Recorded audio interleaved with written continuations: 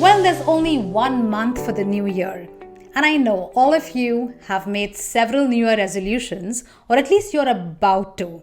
So while you're at it, how about making a New Year resolution of becoming really good at English or an English expert by the year 2025, which means in exactly 1 month? Well, I'm going to show you some habits that will help you become great at English if you follow them regularly until the next month. So stick with me while I help you learn these habits and help you integrate them into your daily life.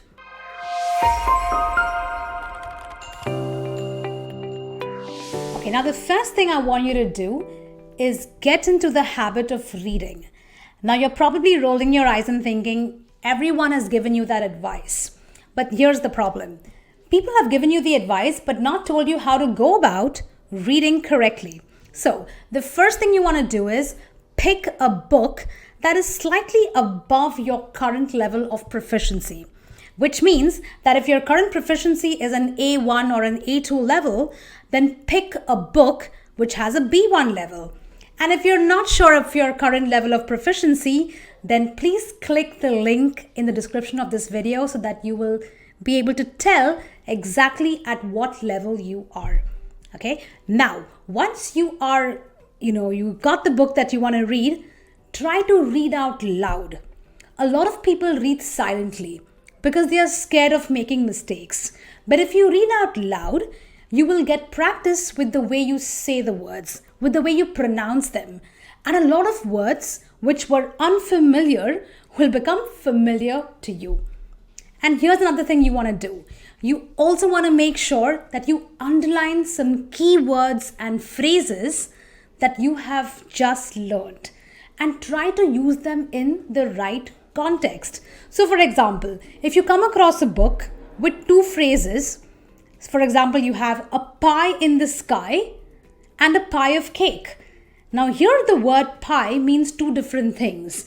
A pie in the sky is an idiomatic phrase, which means someone's giving you something that is not real. But a pie of cake is a literal pie, a dessert, right? So try to understand those phrases and words in the right context and use them so that you are actually learning something new. All right? So that's the way you go about reading. And you don't have to do this every day, but try doing it at least 3 to 4 times a week, which means you will get into the habit of reading. And try reading a variety of books. Okay, so that's the first habit. Let's move on to the next one. Now, here's a very important habit you want to have if you want to be good at English, which is to listen. Now, I believe in active listening. So you have active listening and you've got passive listening. When we are listening passively, we don't pay attention. But when we are listening actively, we do pay attention, which means you are immersing yourself into an environment of English. So you are getting comfortable with English, right? And that's what active listening is all about. How do you do that? You could listen to a podcast. You could listen to a movie review. You could listen to a sports commentary, or you could listen to someone giving an interview, a celebrity or any other movie star giving an interview. And while you do that, I would like you to pick up some really nice phrases, some really amazing words that you've heard, and try using it in your own sentences. Listening actively is a great way of learning English very well. I did that extensively for several years and I learned how to use English very naturally. So make sure you listen actively.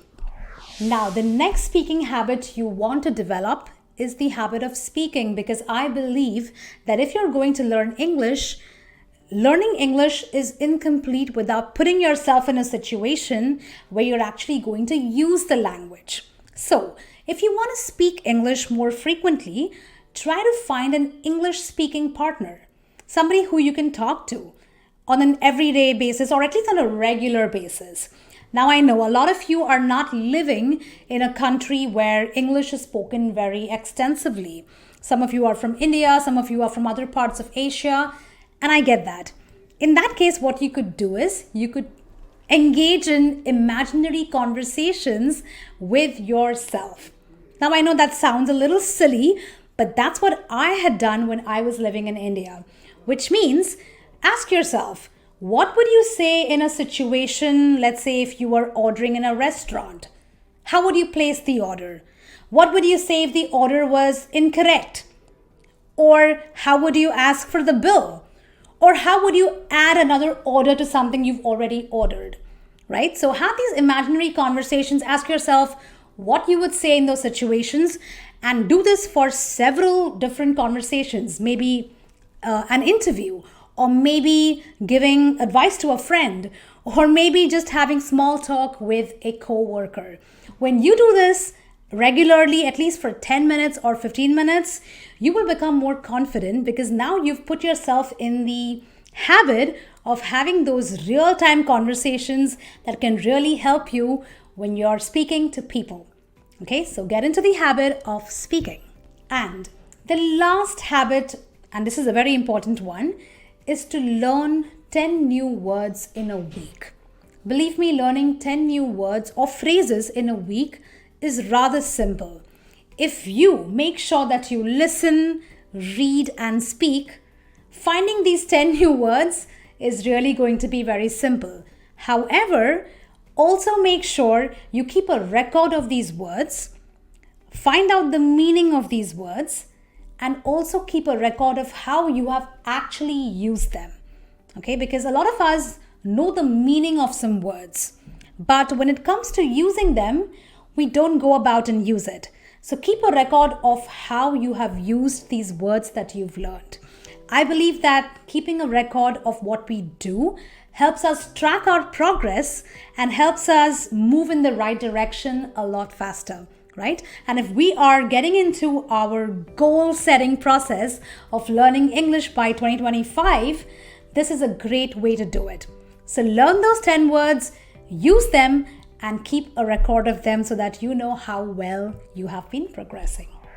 Well, these are 4 very simple but very effective habits that you want to develop for the next 1 month so that as you move into the next year, these habits help you become really good in English and you become comfortable speaking English naturally. So make sure you inculcate these habits and watch your English grow, because I want to see a more fluent English speaker in the next year, 2025. I'll be back with some more lessons. Until then, this is me saying, take care and keep practicing.